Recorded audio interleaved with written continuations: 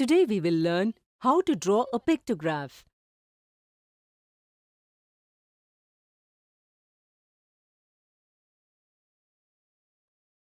Let's understand this with an example. In the previous video, we saw that a table in which data is represented in the form of images, objects, or parts of objects is called a pictograph. Today, let's understand how they are made.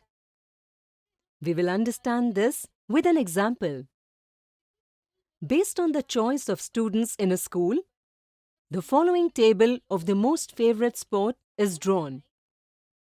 Let's represent these figures with the help of a pictograph.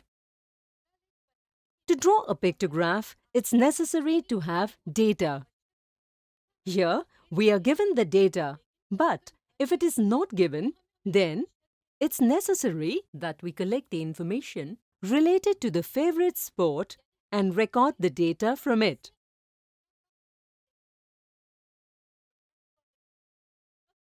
Now that we are given the data, we can move forward. To represent the data in a pictograph, we must take an image. Like, we can take a simple image like this. Then, we decide the value of this image. Here, we can take the value of one image as 1, or we can also use the image as multiple of units. Like here, we can take the value of an image as 3.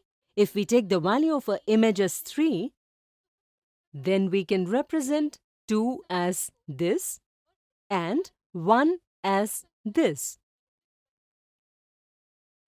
Just think, if we had replaced this image with this one, then would we be able to represent 2 and 1?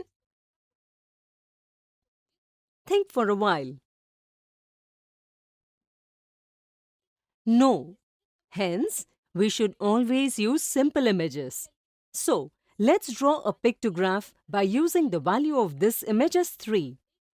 We will draw a table.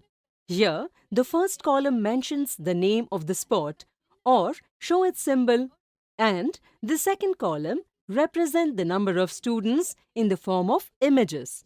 Like here, 12 students like cricket. We will divide this number by the value of the image. Here, 12 divided by 3 is equal to 4, and the remainder is 0.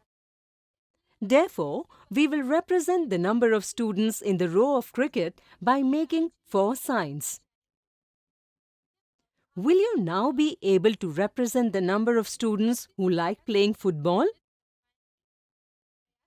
Try it. Let me explain. Here, 10 divided by 3 is equal to 3, and the remainder is found as 1. So, we will show 9 by drawing 3 complete images and use this image to show the remaining 1. Similarly, 8 divided by 3 is equal to 2, and the remainder will be 2. In this way, we can represent 8. Similarly, we can represent 5 in this way. Thus, we have completed the pictograph. Now, you will easily be able to draw any pictograph. Today, we learned how to draw a pictograph. In the next video, we will see examples related to it.